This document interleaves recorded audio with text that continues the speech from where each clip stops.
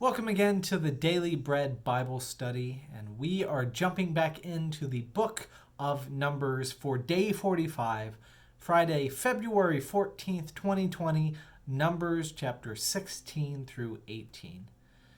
So in this section, we will see the chosen people of God become envious at other chosen people, namely the chosen people that God had appointed to be their leaders in worship, and especially leaders within the tabernacle and the society as far as being able to establish rules, laws, and the worship laws that come with their society of the Israelites.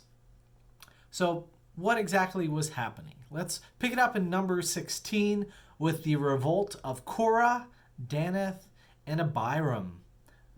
So we see Danath and Abiram are two Reubenites. And Reuben was the firstborn son of Jacob, and the inheritance should have been promised to him.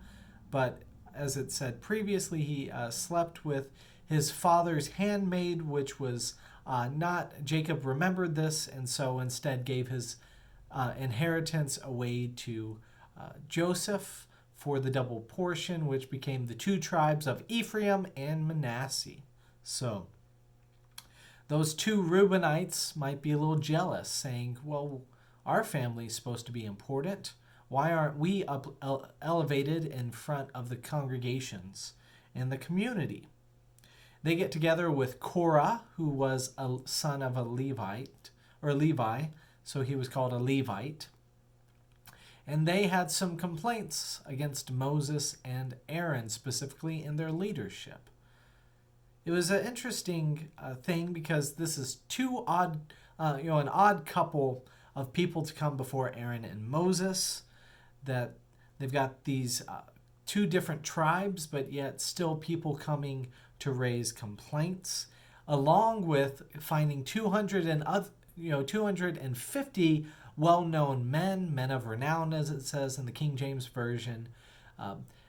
These well-known men among the tribe who would also represent that. So the feeling and impression that I get is it's not just these three individuals, but it's a representation of the whole tribe as a whole. This conflict is not just within one house, but the desire to revolt against God is across the whole 12 tribes. And then this reminds me similar to the way Miriam and Aaron even can get caught up in the rebelling spirit against God.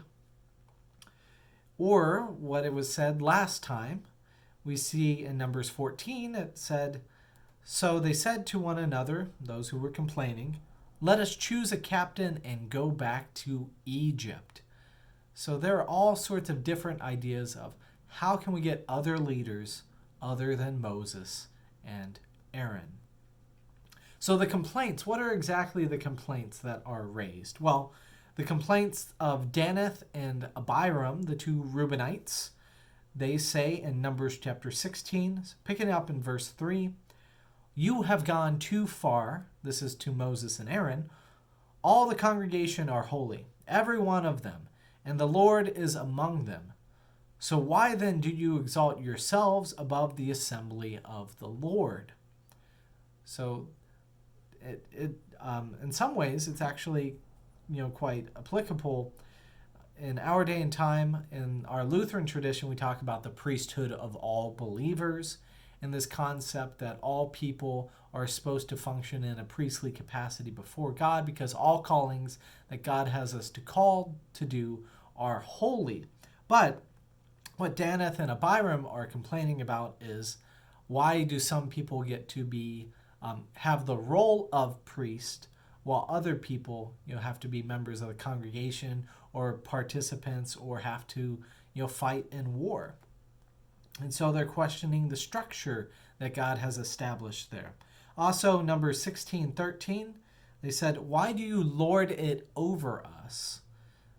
Which the lording it over us is,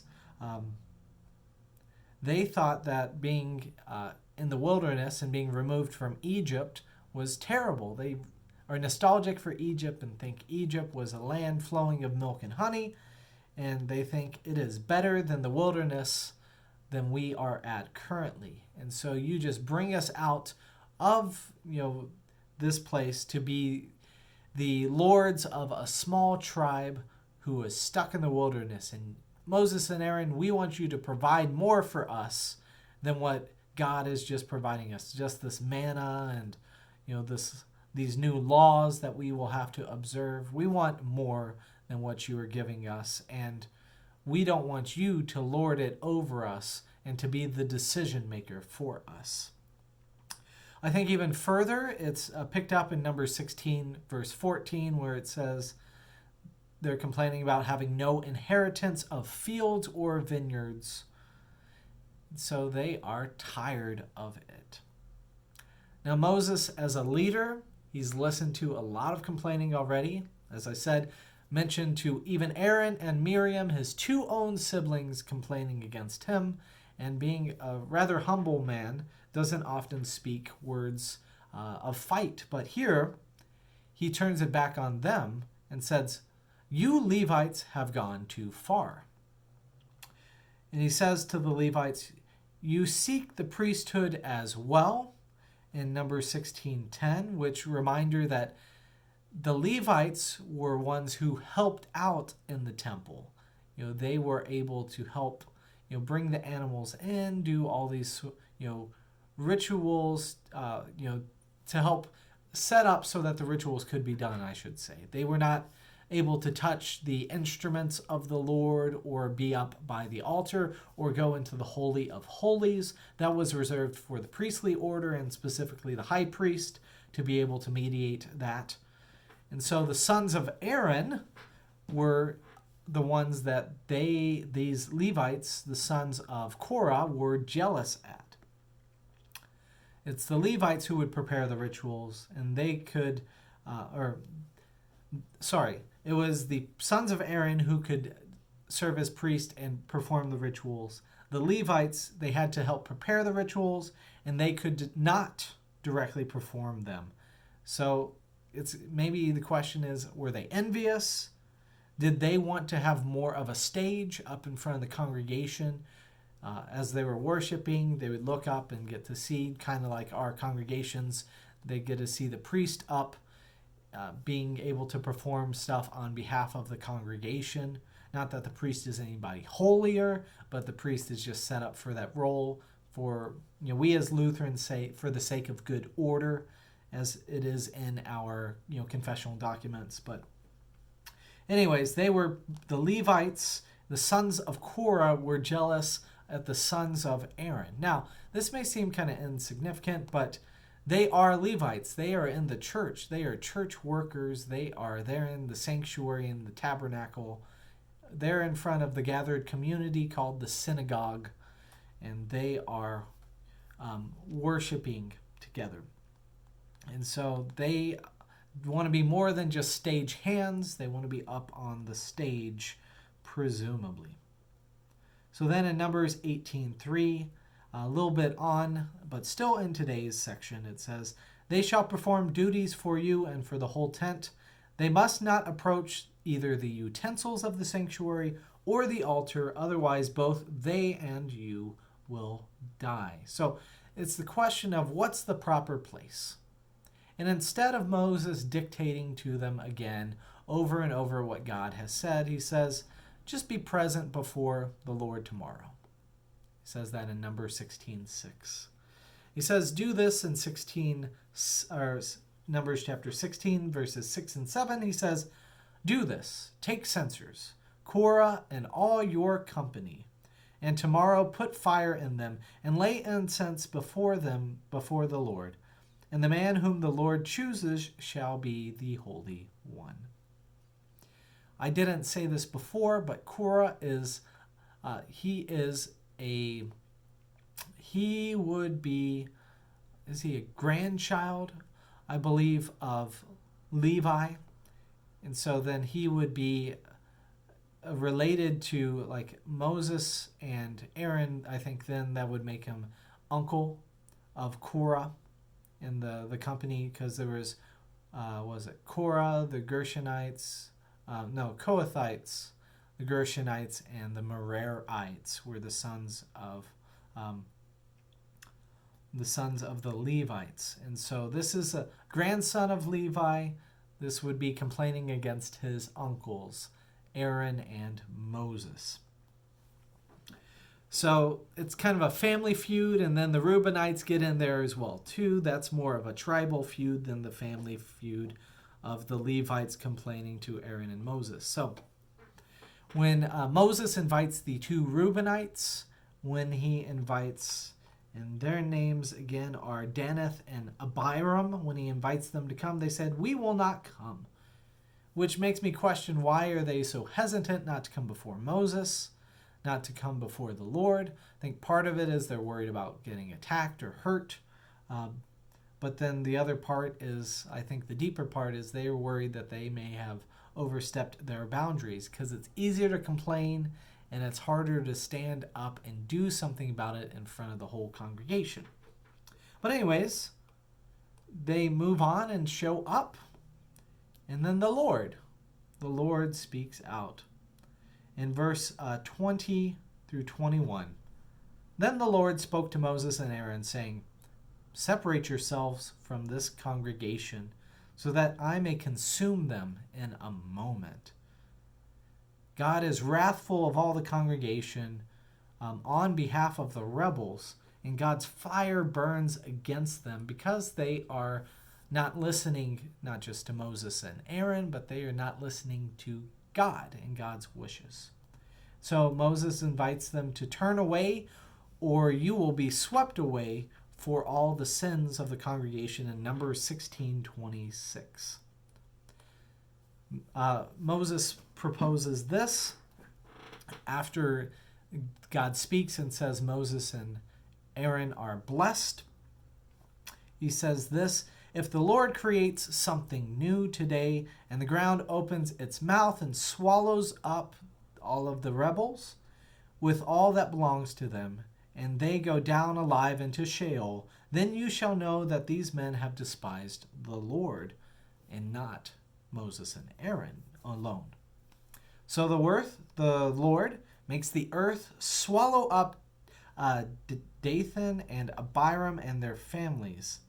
And the 250 are also consumed in fire, though the earth does not swallow them up as well. So that leads to the whole point of all of this controversy. The censers that were used by the 250 plus men as they were deciding who God favors, and it fell upon Moses and Aaron, all of the censers, even the ones were hallowed. As it says in Numbers 16:38, "The censers of these sinners have become holy at the cost of their lives," honoring that there is in fact purpose for these censers, but that they have come at the cost of a sacrifice, because they didn't want a mediated sacrifice, which is what the animals essentially do when you lay the hands on the animals, that they act in your stead as the sacrifice. But at this day and time that God's wrath sacrificed those 250 individuals, and so now because of that, these are holy objects, ones that have been paid for through blood. We see that the lesson learned is that in Numbers 16:40, that no outsider who is not of the descendants of Aaron shall approach to offer incense before the Lord.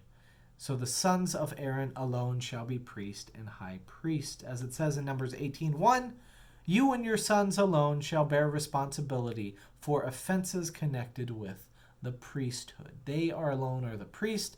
They alone will be responsible for the right functioning of that. Numbers 16:41 says, "On the next day, however, the whole congregation of Israelites rebelled against Moses and against Aaron, saying, 'You have killed the people of the Lord.' So as the assembly looked around and saw that the 250 were consumed, maybe they didn't understand quite what the Reubenites and what Korah was saying, but all they see is that Moses and Aaron act and perform these things, and that people are killed because of it. The people see it as Moses and Aaron causing these things to happen instead of God choosing to act. Moses and Aaron are not responsible for God's actions, and in fact, they try and stop God from acting negatively towards God's chosen people. Moses and Aaron cannot choose what God will get angry over, but they can mediate conflict between God and the people, which they've been trying to do over and over. In Numbers chapter 17, we see another sort of mediation, trying to gain respect for Aaron with the budding of the rod. So in this strange story in Numbers chapter 17, we see that the Lord wants to make another example that he has chosen Aaron and his descendants for the special priestly functions. So the 12 staffs are gathered up from the heads of the ancestral tribes, and Aaron's staff is added as well. And the staff of the man whom I shall choose shall sprout. Thus I will put a stop to the complaints of the Israelites that they continually make against you, as it says in Numbers 17:5. The Israelites are anxious because all they see is that anyone who approaches the tabernacle of the Lord will die. But ultimately, they realize that God buds Aaron's rod and that something special is happening between God and Aaron and Moses, and that is the way things should be. So Moses and Aaron try and clarify the roles of the sons of Aaron and the Levites and the rest of the congregation there in Numbers 18. Picking it up in verse 7, "But you and your sons with you shall diligently perform your priestly duties in all that concerns the altar and the area behind the curtain," aka the Holy of Holies. God lays out the perks that the sons of Aaron will get, the Levites as well too. You will get being provided for with everything. Let's take it again. God lays out one of the perks, which is that you get to be provided for in everything that you have. You get the offerings, and they are yours, with the exception of the best of the offerings, which belong to God.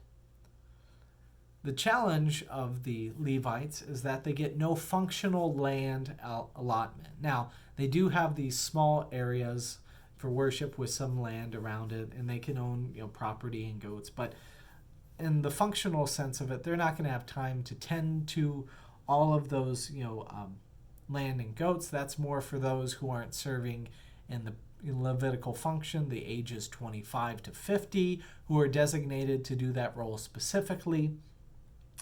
And so these are the individuals who receive the offerings, and their portion of the tribe of the 12 tribes is to have some of the offering, but not the best parts, not the parts that are offered up to God. It says in Numbers 18:29, "Out of all the gifts to you, you shall set apart every offering due to the Lord. The best of all of them is the part to be consecrated for the Lord." In verse 30 and 31, it continues on. "Say also to them, when you have set apart the best of it, then the rest shall be reckoned to the Levites as produce of the threshing floor, and as produce of the winepress, and you may eat it in any place, you and your household, for it is your payment for your service in the tent of meeting." There is an abundance of food available to them, but then they also have, as it says in Numbers 18:20, "Then the Lord said to Aaron, you shall have no allotment in their land, nor shall you have any share among them. I am your share and your possession among the Israelites." That they don't have to have this land to depend upon. They have God directly. In verse 21, "To the Levites I have given every tithe in Israel for possession, in return for the service that they perform, the service in the tent of meeting.